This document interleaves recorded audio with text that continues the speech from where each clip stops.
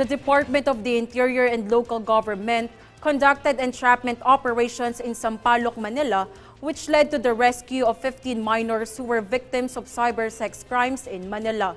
In a statement, DILG Secretary Benhur Abalos Jr. said that the two alleged sex traffickers were arrested and brought to the PNP Women and Children Protection Center for documentation and proper disposition. Meanwhile, according to a PNP release, among those rescued were two Caloocan City students aged 13 and 16 who were alleged victims of online sexual abuse and exploitation.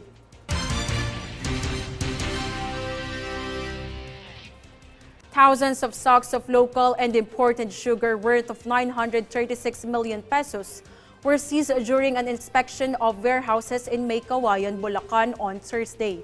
Officials from the Bureau of Customs or BOC, the Armed Forces of the Philippines, and the Philippine National Police discovered 50,182 sacks of refined sugar from Thailand and 11,717 sacks of local sugar with various brands at a warehouse. The joint operation was conducted after the BOC received a military intelligence report. Meanwhile, President Bongbong Marcos has warned that government would run after owners who allegedly hoarding sugar amid the current supply concerns in the country.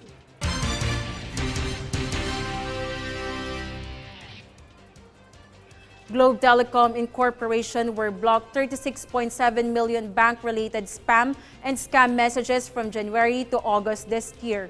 Here is the full details.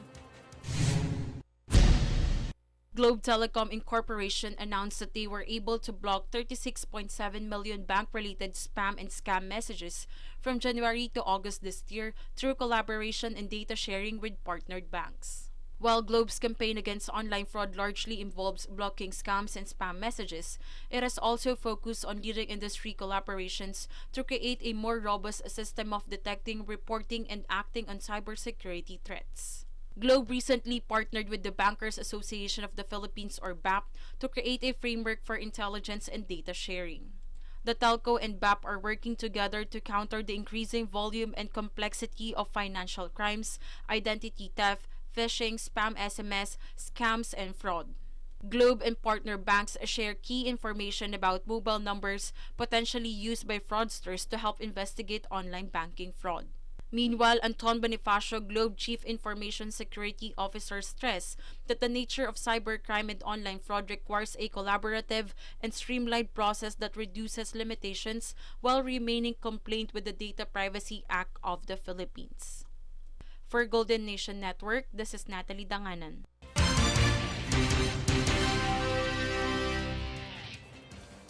In other events, the city of Iloilo is set to resume the physical celebration of the Dinagyang Festival in January after 2 consecutive years of virtual celebration. In a statement, Mayor Jerry Treña said it is high time that they go back to the streets and shout, "Viva, Viva, Señor!" The 2021 online edition of the Dinagyang Festival was praised as the country's best tourism practice during the COVID-19 pandemic. It was awarded as the grand winner of the Pearl Awards by the Association of Tourism Officers of the Philippines or ATOP last December. Meanwhile, aside from the highlights of the festival, exhibitions, food festivals, pageants, and sports competitions are expected to return.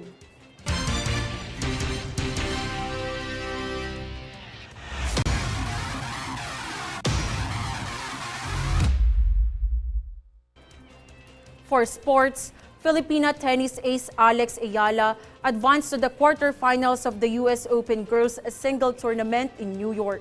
Ayala defeated Australian Tyla Preston in the third round of the tournament. In the quarters, the 17-year-old Filipina will face doubles partner Mira Andreeva of Russia.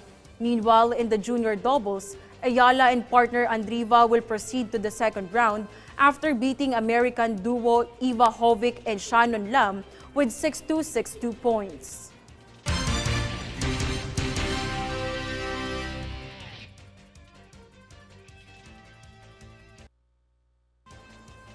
And here's a recap of today's headlines. Here are today's headlines. Queen Elizabeth dies at 96, Prince Charles III succeeds. President Marcos meets with DOH and DILG to assess COVID-19 situation. Rear Admiral Valencia appointed as Philippine Navy Chief. DepEd vows zero tolerance policy against violence and abuse in schools. DILG and PNP rescue minor victims of cybersex crime. Filipina tennis ace Alex Ayala advances to US Open quarterfinals. Fair and balanced news. Comprehensive reports that will take you to the heart of the action. This is News Force. And those were the top stories of the day. Stay updated on the day's biggest stories. Get updates on our Facebook page, facebook.com/Golden Nation Network. I'm Natalie Danganan, and this is News Force.